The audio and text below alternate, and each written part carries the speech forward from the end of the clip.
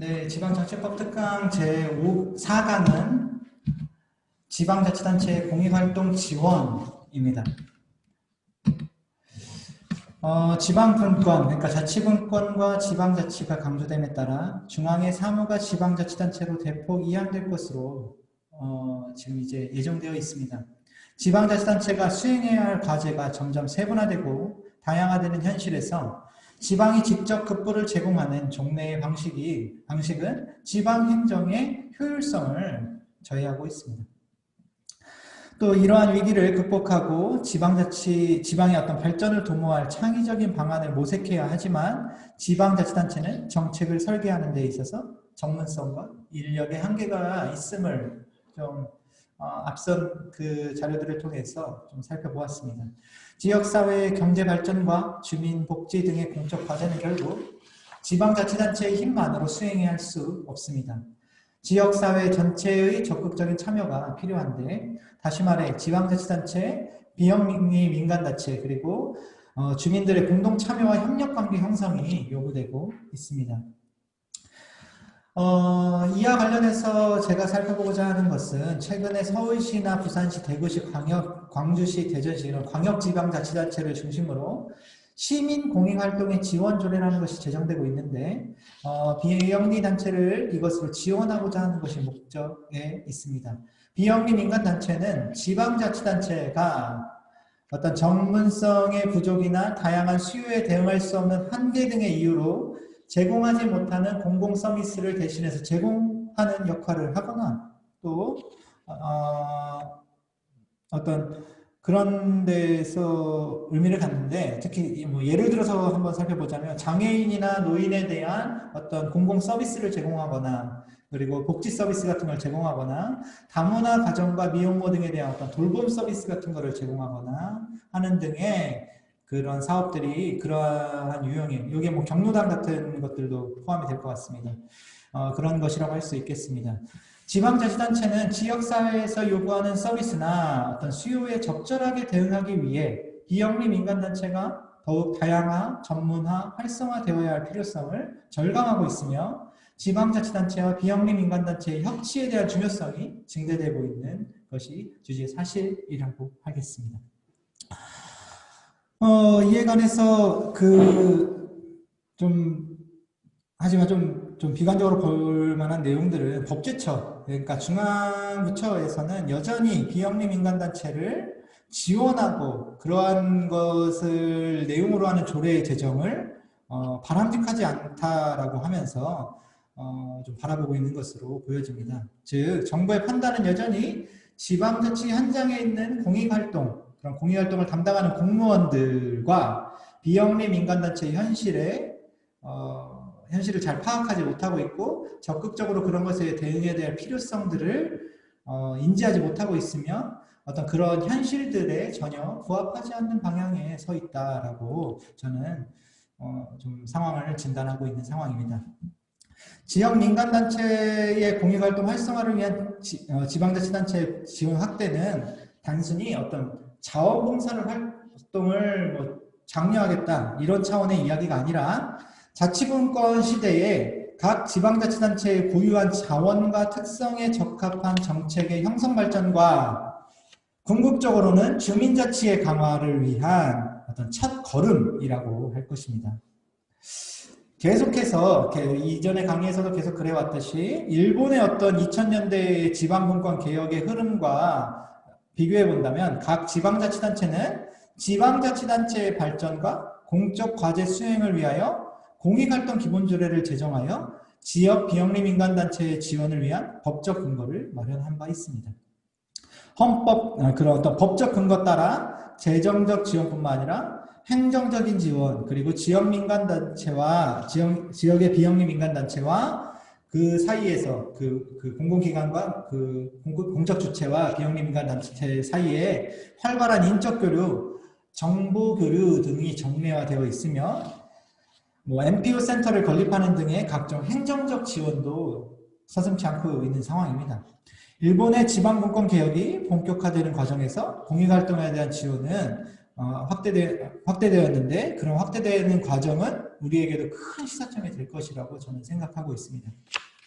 그래서 이번 강의에서는 그런 내용들을 좀 중심으로 해서 정책 중심의 조례제정 과정과 비영리 민간단체의 역할들을 좀 살펴보고, 그리고 지방 공공단체, 그러니까 지방자치단체의 공익활동 지원을 통한 지방자치단체와 비영리 민간단체가 협력체계를 소개하고, 또 그러한 것에서 시사점들을 좀 얻어보고자 하는 것이 이번 강의의 주된 목표가 될 것이라고 하겠습니다.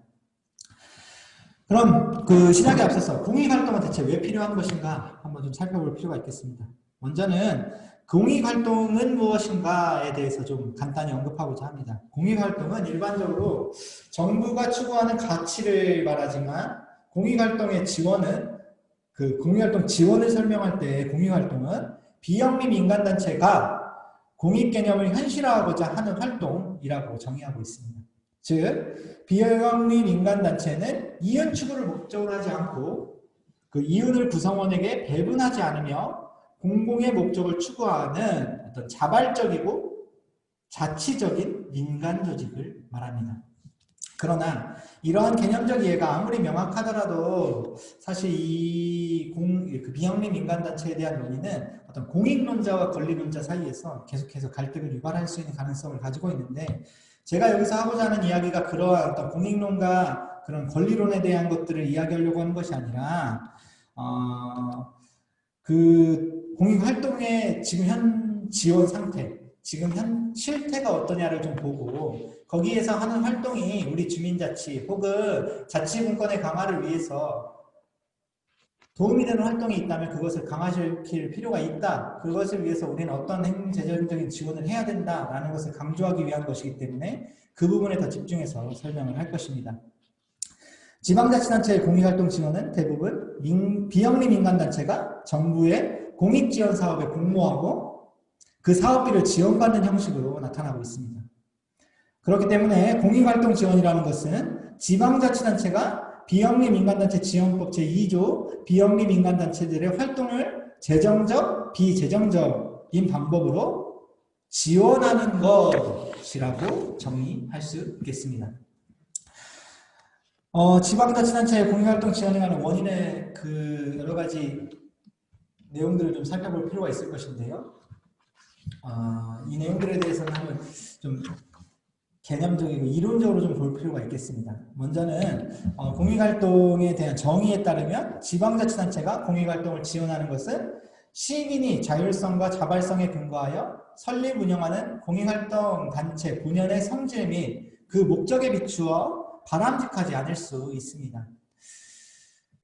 그러나 산업화, 도시화된 사회에서 시민들의 생활 배려, 즉 지역사회 복지나 지역의 문제를 해결하고 지역사회의 삶의 질을 높이기 위한 문제를 비영리 민간단체가 대응하였던 것을 고려하면 지방자치단체가 공익활동 주체들에게 보다 적극적으로 급부할 필요가 있음을 시사하고 있습니다.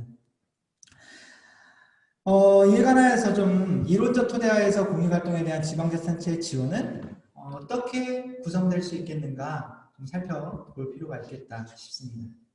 첫째, 지방자치단체와 자치분권에 대한 관심은 지역사회에서 비영리 민간단체의 역할을 강조하게 된 원인이 될 수 있습니다. 정책적 영역에서는 지방경제의 모든 영역, 즉 시민의 일상생활 전반에서 지역적 특성이 발현될 수 있도록 하는 지도 개념을 의미합니다. 때문에 비영리 민간단체의 역할은 지방자치와 풀뿌리 민주주의를 정착하는 데 기여할 수 있습니다. 다만 시민사회가 자발적으로 만들어낸 힘으로 사회 문제를 해결하고자 하는 비영리 민간단체의 존재의가 지켜질 수 있어야만 합니다. 즉 정부와 비영리 민간단체가 목적의식을 공유하면서 어떤 대등한 관계에서 협력적인 활동을 할 수 있어야만 한다는 의미인데요. 따라서 풀뿌리 민주주의의 담론의 수용과 공익활동 주체에 대한 정책적 배려는 정부로부터 일정한 거리를 유지하면서 정부로부터 간섭을 받지 않는다 라고 하는 어떤 팔길이의 원칙으로부터 시작된다면 그에 대한 지원의 당위성을 찾을 수 있을 것이라고 보여집니다. 두 번째로 이 비영리 민간단체에 대한 지방자치단체의 지원은 중앙 및 또 지방자치단체가 지역사회의 수요나 문제에 대응하지 못한 것에서 찾을 수 있습니다. 영은 이렇게 말했었습니다. 정부 실패 이론을 통해 정부가 지역사회의 문제에 실패하거나 수요에 대응하지 못하여 비영리 민간단체가 성장하게 되는 이유를 설명하고 있는데요.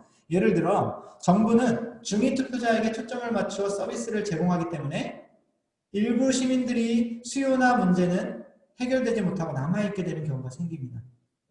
정부의 해결되지 않은 지역사회의 문제나 수요에 대응하기 위해 비영리 민간단체가 발생 성장하게 된다고 하는 이론은 이것으로 설명이 되는데, 즉 비영리 민간단체는 정부가 해결하지 못한 공공의 문제나 대중의 수요에 대응하기 위해 활동하기 때문에 정부는 공공문제의 해결이나 집단의 수요에 대응한 공익활동, 공익을 위해 활동하는 비영리 민간단체를 지원하는 것에 정당성을 가질 수 있다고 말하고 있습니다. 이와 같은 맥락에서 사회적 자본과 시민사회에 대한 논의를 통해서도 지방자치단체의 비영리 민간단체의 공익활동 지원의 근거를 설명할 수 있을 것입니다. 이 사회적 자본하면 사실 처음 떠오르는 사람이 퍼트남인데요. 퍼트남은 시민들이 지역사회 공동체 활동이나 조직화된 또는 조직화되지 않은 시민조직의 참여 그리고 교류함으로써 지역 주민 간 신뢰의 구축, 상호 호혜적 규범의 형성, 정보의 교환 등이 발생한다고 설명하고 있습니다. 지역 주민 간에 형성된 신뢰와 규범 그리고 정보의 교류는 지역경제의 발전이나 지역사회의 문제를 해결하는 데 윤활유와 같은 역할을 한다고 이탈리아의 사례를 통해서 증명하고 있습니다. 다시 말해 지역 주민들이 비영리 민간단체에 참여함으로써 지역사회 내의 신뢰의 구축, 규범의 형성 그리고 정보의 교류 등을 통해 지역 발전 또는 지역사회의 문제 해결에 기여한다고 요약해 볼 수 있을 것입니다. 즉 사회적 자본 이론, 이 퍼트남의 사회적 자본 이론에 따르면 비영리 민간단체의 설립과 활동은 지역사회의 문제 해결이나 지역 발전에 기여하는 등 공익을 증진시키는 데 기여하기 때문에 비영 민간단체에 대한 지방자치단체의 공익활동은 정당성을 가질 수 있게 됩니다. 세 번째로 간단하게 조금 하나 더 좀 제가 요즘 세태와 관련해서 부연하고 싶은 것은 이것입니다. 그 윤리백의 위험사회 이론에 대해서도 좀 설명드리고 싶은데요. 위험사회 이론에 따르면 현대사회는 위험과 안전에 대한 관심이 높아짐에 따라 근대 산업화의 부수적인 효과라고 할 수 있는 구조화된 위험에 대응하고 안전의 분배 차원에서 아직 나타나지 않은 위험을 사전에 예방하는 것이 필요하게 되었습니다. 예를 들면 뭐 옛날에는 체르노빌 원전 폭발이나 그리고 미국의 9.11 테러, 지구온난화, 급격한 기후변화 등에 대한 것들을 좀 이야기를 많이 했었는데요. 최근에는 뭐 금융위기도 있었고요. 그리고 경제공황, 인구과잉과 자원 부족, 범죄가 증가하는 것, 성폭력 등의 범죄가 증가하는 것, 그리고 성차별이나 인종차별에 대응하는 것, 에너지 부족, 그리고 요즘이 우리가 겪고 있는 우리 세대의 가장 큰 어려움이 되고 있는 이 코로나19와 같은 질병에 대응하는 것, 전염병에 대응하는 것, 전염병 공포에 대응하는 것, 그리고 환경오염과 생태계 파괴 등과 같은 다양한 부분에서 그런 어떤 위험사회로의 진화가 발견되고 있는 상황입니다. 이때 일본의 사회 같은 경우는 이럴 때마다 시민사회가 급격하게 활동이 증가되고 또 발전되는 양상을 보여왔는데 동일본 대지진 사례에서 보면 지역사회는 비영리 조직이나 주민자치 조직 등을 통해서 지방자치단체에 협력하여 지진 피해를 입은 주민들을 구호하고 응급서비스를 제공하는 데 매우 중요하고 매우 큰 활동을 전개해 왔습니다. 즉 비영리 민간단체에 의한 시민의 구호활동이나 돌봄 서비스 제공 등에 대해서 중요성과 그 역할이 굉장히 증대되어 온 것이라고 할 수 있고 그 과정 속에서 사실 큰 틀은 자치구권 하나로만 연결되어 있지만 그 안에 세부적인 요소로는 사실 시민사회의 역할이 더 중요했다라는 것을 증명하고 있습니다. 우리 현행법상 그 지방자치단체의 공익활동 지원의 근거를 살펴보면 다음과 같이 좀 정리를 해볼 수 있을 것 같습니다. 공익활동 지원에 관한 근거 법률은 크게 시민사회의 활성화와 포괄적인 지원을 뒷받침하기 위한 법률과 보조금 지원의 근거 법률로 나눠 살펴볼 수 있을 것입니다. 우선 시민사회 활성화와 포괄적 지원을 뒷받침하기 위한 법률에는 비영리 민간단체 지원법과 특수목적 비영리 조직 설립에 관한 특별법 및 개별법으로 나누고 있습니다. 그리고 2001년 비영리 민간단체 지원법은 비영리 단체의 자발적인 활동을 보장하고 건전한 민간단체로의 성장을 지원함으로써 비영리 민간단체의 공익활동 증진과 민주사회 발전에 기여하는 것을 목적으로 제정되었습니다. 이 법은 그 제정의의에서도 밝히고 있는 것처럼 비영리 민간단체 지원의 기본 방향과 국가와 지방자치단체의 의무, 그리고 비영리 민간단체의 범위와 등록 요건, 지원 방법 등을 명문으로 구성하고 있습니다.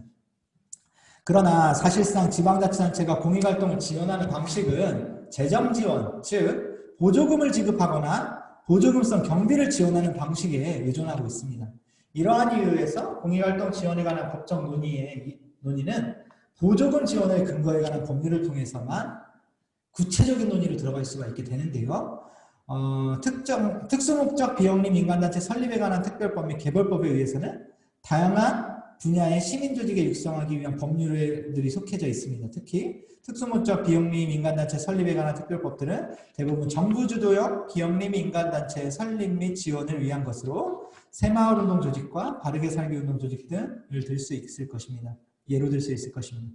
이들 단체들을 지원하는 법률들은 우리 시민사회 성장에 따라 제정되고 있는 공익활동 지원에 관한 법 정책들과 제도 설계의 관점 자체를 달리하고 있어서 사실 좀 별개의 논의로 놓고 좀 판단을 해야 될 것입니다.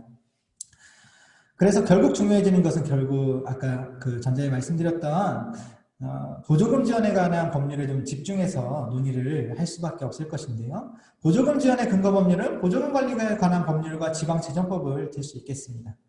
다만 비영리 민간단체 지원법 제6조에서 비영리 민간단체의 재정 지원을 할 수 있는 주체를 그 행안부 장관 및 시도지사로 한정하고 있는데 보조금의 지급 주체가 시도지사인 경우에는 보조금에 관한 사항은 지방재정법에 의해서만 규율된다고 하고 있습니다.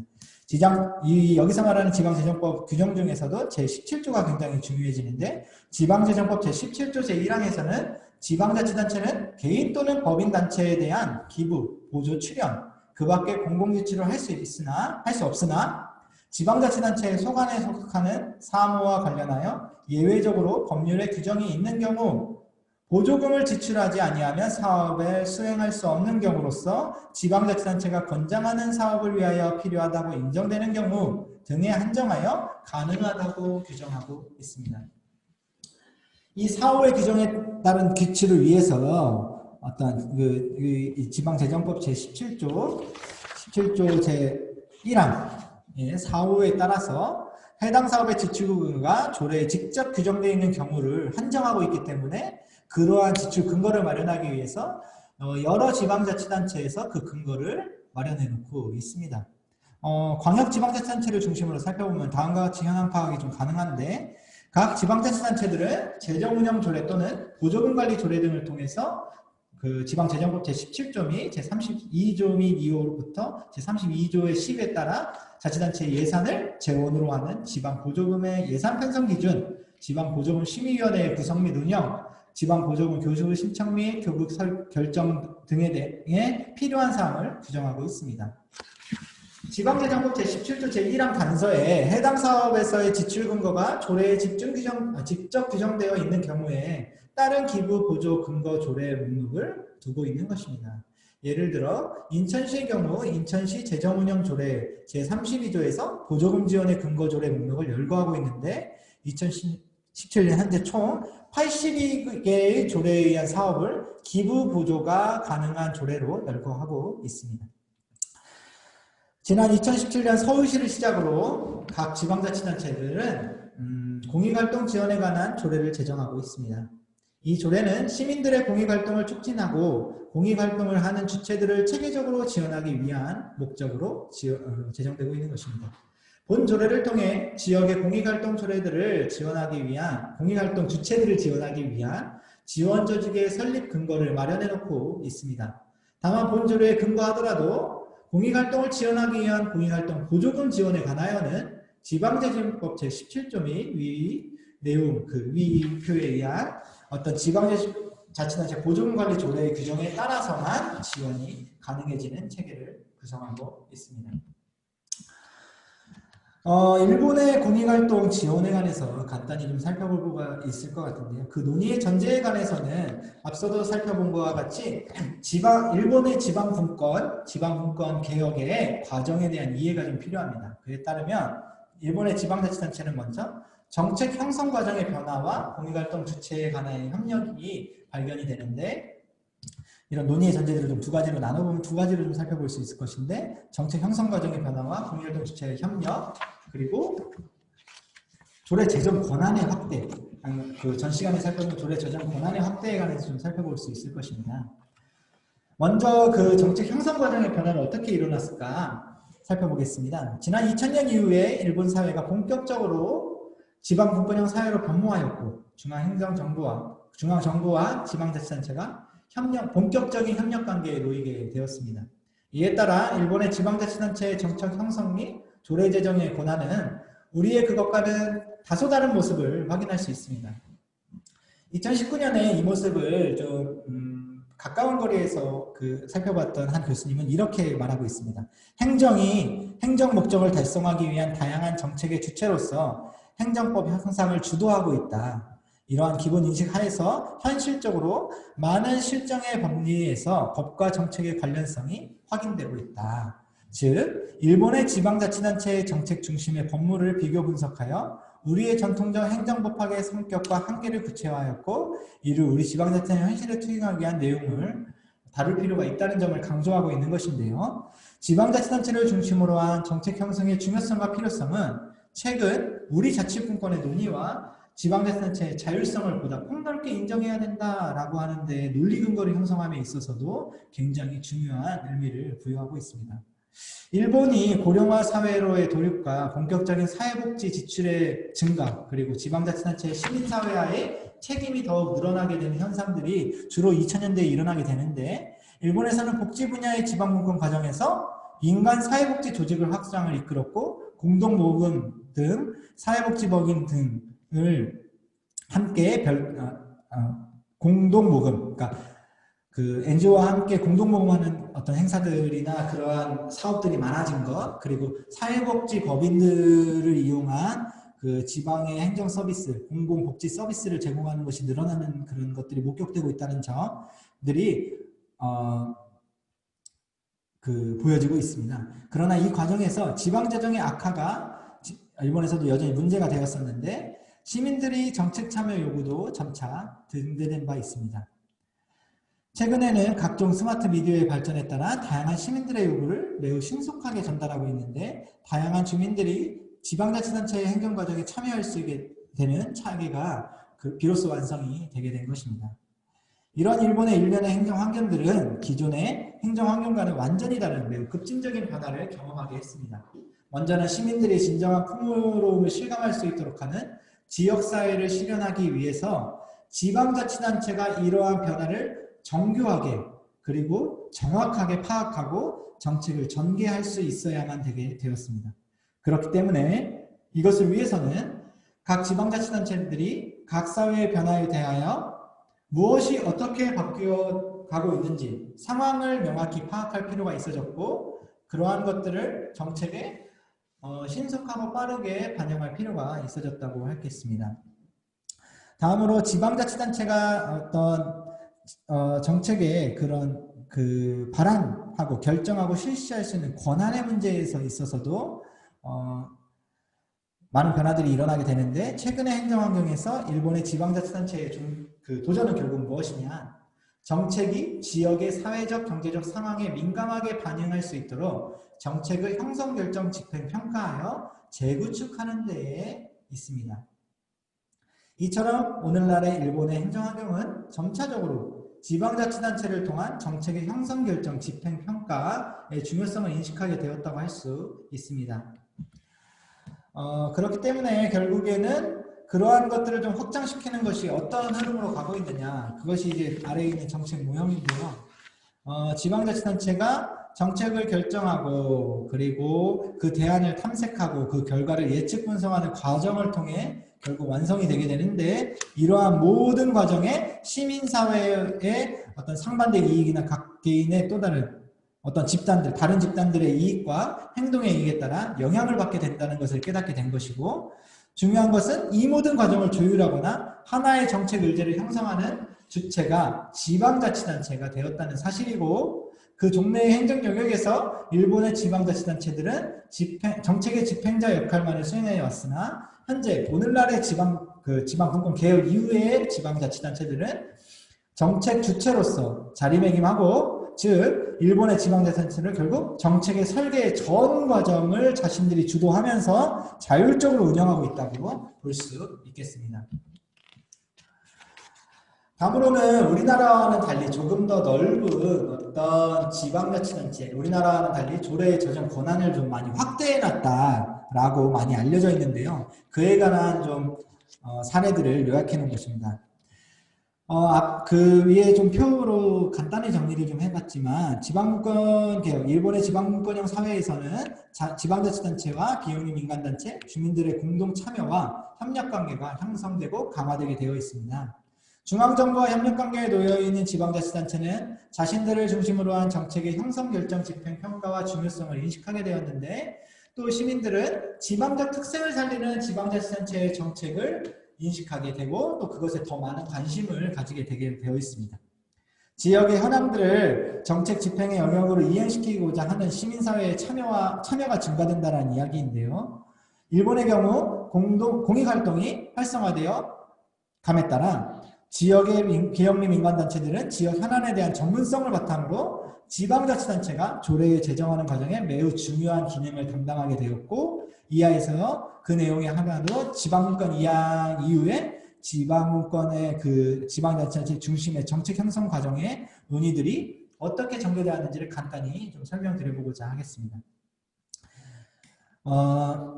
첫째, 지역의 자율성 확보 및 향상을 위한 개혁이 추진되었습니다.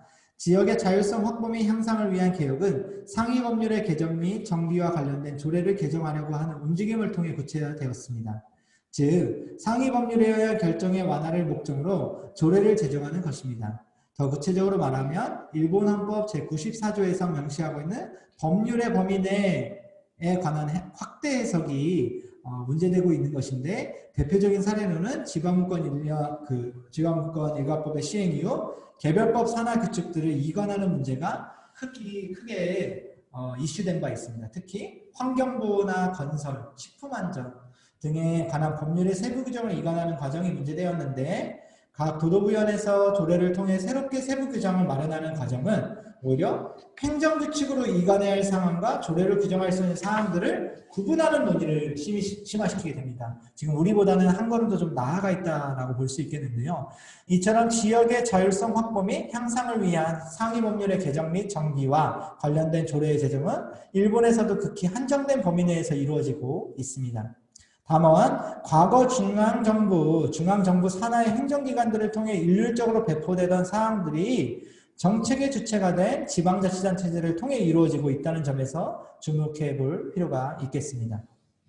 또 이른바 분임조례라고 하는 것이 지방분권을 확대하는 조치로서 개별 법령상 규정에 의해 제정된 조례의 자율성을 창출하는 방식이 점차 확대되고 그러한 방식들이 구체화되고 있는 매우 중요한 변화들이 포착되고 있습니다.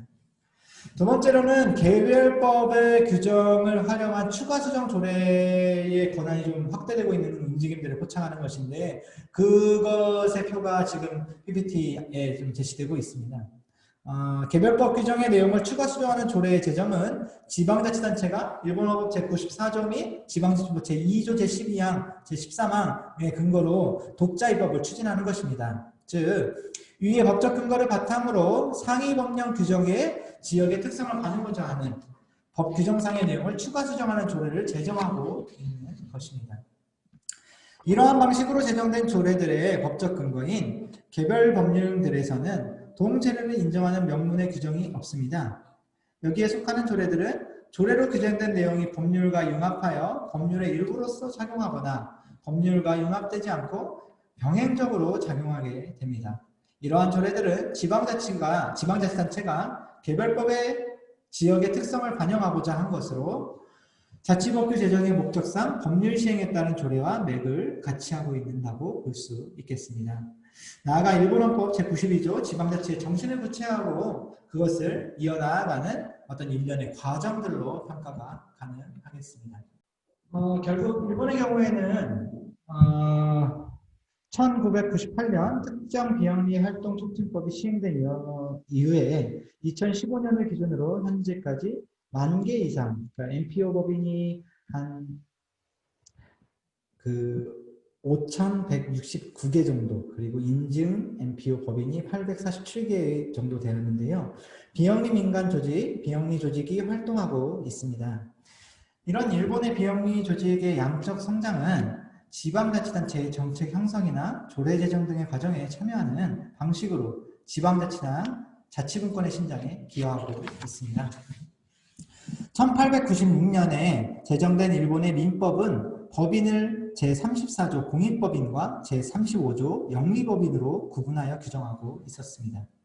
사회복지법인, 종교법인, 학교법인 등 민법 제34조에 의한 공익법인은 설립 조건이 엄격하기 때문에 규모가 작은 비영리 조직들은 사실상 법인격을 갖추기가 어려웠습니다.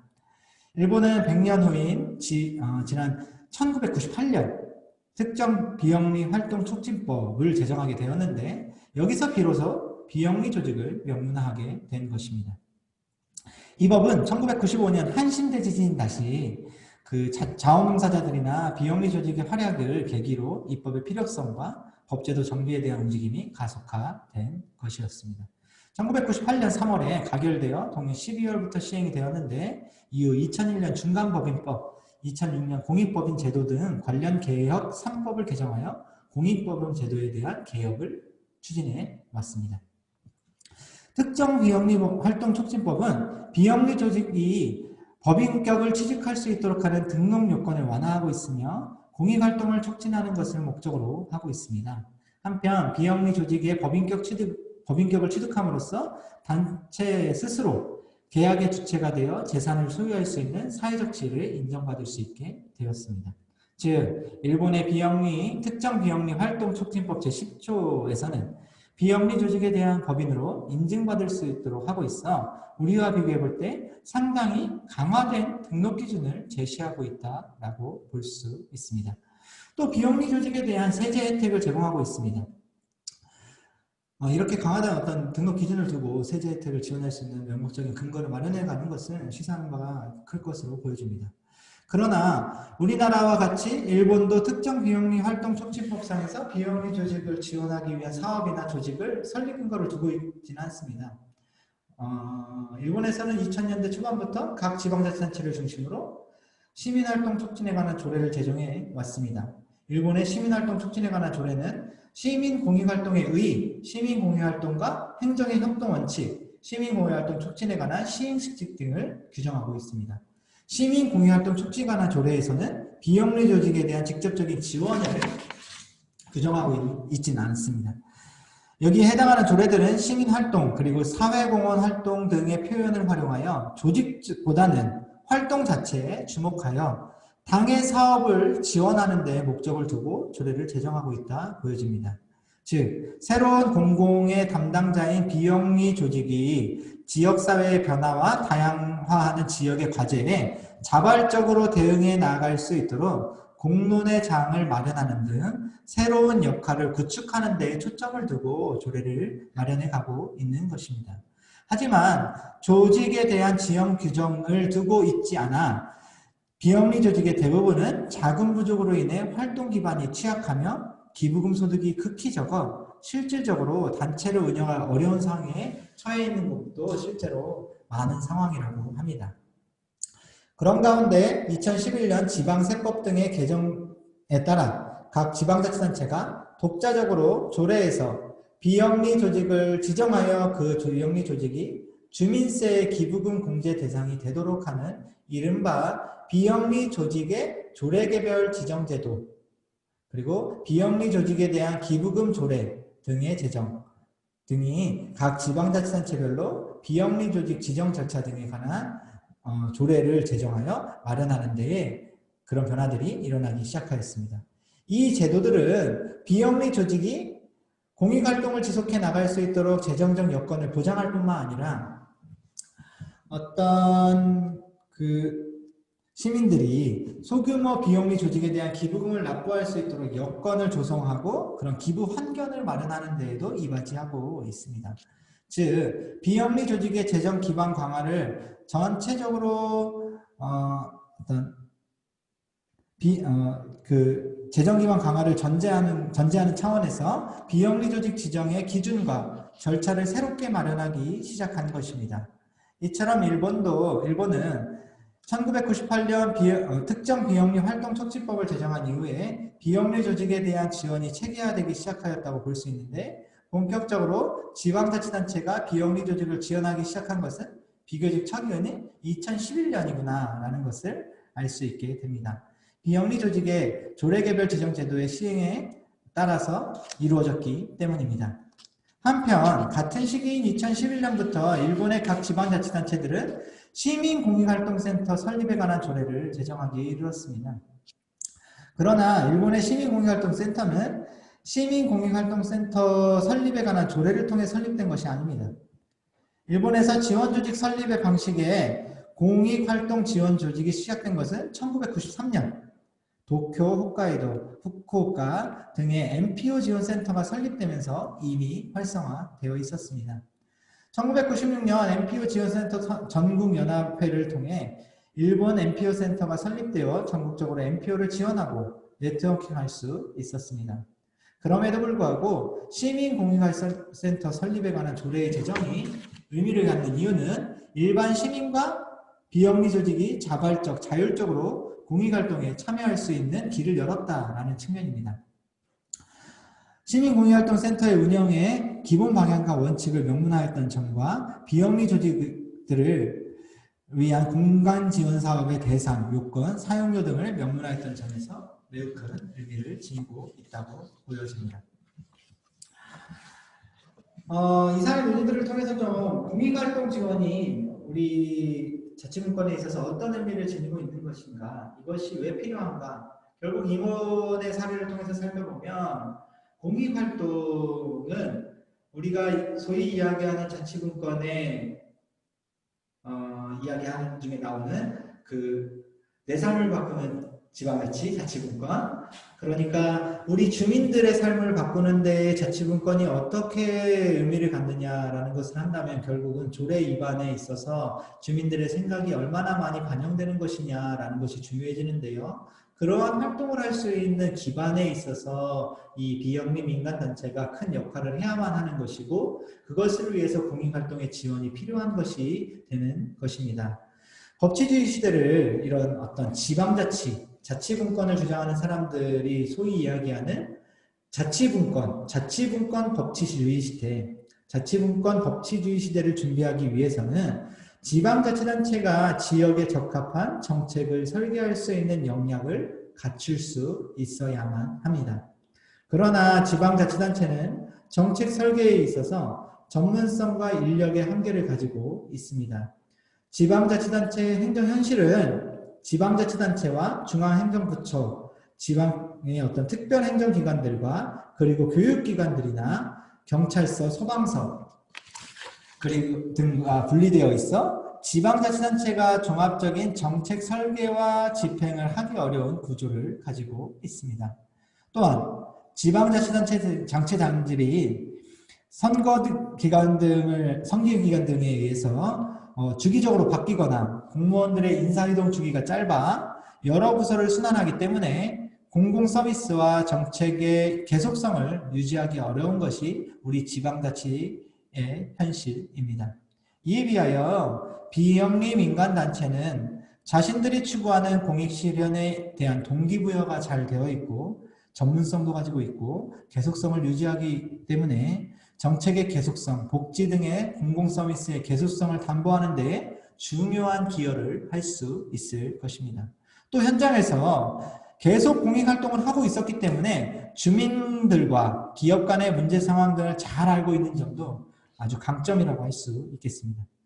비영리 민간단체들은 지역사회에서 기업과 주민들, 행정과 주민들의 이익 갈등의 심화를 막는 완충자로서, 그리고 사회적 약자 보호나 환경과 같은 공공재의 보호자로서, 그리고 행정 실패나 시장 실패를 보완하는 자로서 기능을 할 수 있겠습니다. 지역사회의 경제발전과 주민복지 등의 공적 과제는 지방자치단체의 힘만으로는 수행할 수가 없습니다. 지역사회 전체의 적극적인 참여가 필요합니다.